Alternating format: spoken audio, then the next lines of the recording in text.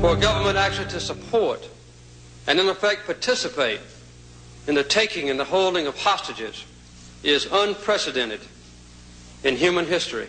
There is no recognized religious faith on earth which condones blackmail. That was Jimmy Carter in 1979. I was in his White House at that point, not long after dozens of Americans were attacked and held hostage by Iranian militants when they stormed the United States Embassy in Tehran. The hostages were held for 444 days. It is widely believed that the crisis contributed to Carter's defeat by Ronald Reagan in 1980. And of that, I have no doubt it did. So is there a correlation between these two events? I don't know where to start here, but the idea that Reagan had anything to do with the release of these hostages, and this is the same Reagan administration that went over, sent their national security advisor over with a cake for Khomeini to try to help the Contras. So don't tell me that. I mean, it's just ridiculous. I was there watching President Carter. There was a good plan to get these hostages. Regrettably, it blew up in the desert. There was the military planning was probably could have been better than it was. But we had a plan to... Do you remember what caused the hostage crisis? It was Carter's enamorment with the Shah of Iran. You know something? The Shah... God almighty. The American government had been supporting the Shah of Iran before Jimmy Carter was born. There's no doubt about it, but one of the I see, one but of it the was things just that Carter's sparked it. No, but there was an embrace. Didn't the Shah come over and they had some lavish party for the Shah? No, they brought a lavish party. He had cancer. They brought him over here to put him in the hospital. Khomeini went ballistic, took the hostages, and it took Ronald Reagan to solve that hostage crisis. Stick to energy, will you? Please stick to energy. You haven't said anything yet. I'm still waiting for you to come up with something that refutes anything I've said. What I'm telling you is Khomeini came back from France, one of our great allies, supposedly. He came into Iran. There was the students were militant, and he did nothing to stop them from doing it. It had nothing to do with the Shah of Iran.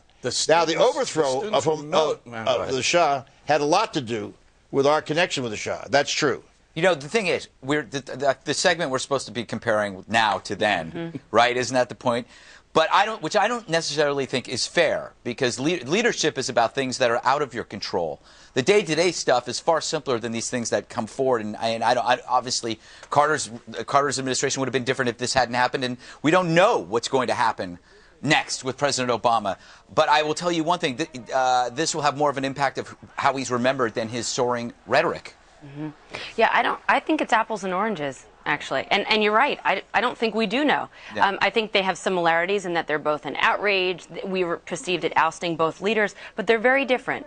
We have different relationships with the countries. We have, unfortunately, a dead ambassador, and we had hostages at the time. So I think a lot of people think that Carter's response was feckless and that he bungled it. And I don't know if that's how history will show that Obama handled this situation. I do think it's too soon to tell and make that comparison. There was Carter had two choices: either negotiate or go in and invade Iran, and every one of those hostages would have been killed.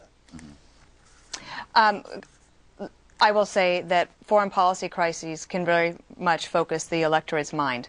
And sometimes these things happen in September, October, but there's always some sort of foreign policy issue that is going on that needs to be taken care of. In 2004, a big thing was not just the war in Iraq and Afghanistan, but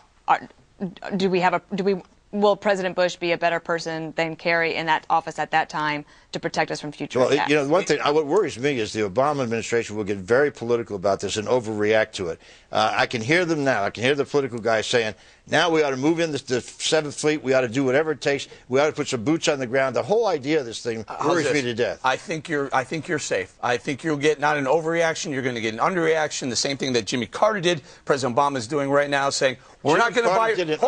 We're not going to buy your oil, Iran. And what did Carter end up with? And what is President Obama going to end up with? A more extreme Iran, a more emboldened Iran, more than willing to finance terrorism around the world, including terrorism on our soil. Very few countries are buying Iranian oil right now because of an embargo. And how is it working, Bob? It's working very well, as a matter of fact. We got embassies being stormed and ambassadors being killed. Oh, wait a second. That has nothing to do with Iran. It might, actually, because the Egyptian government folks were in Tehran the week before. There might be a connection. I totally agree. I totally agree.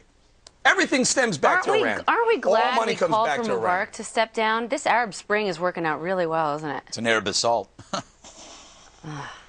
Fall. You're up. Oh, I'm sorry.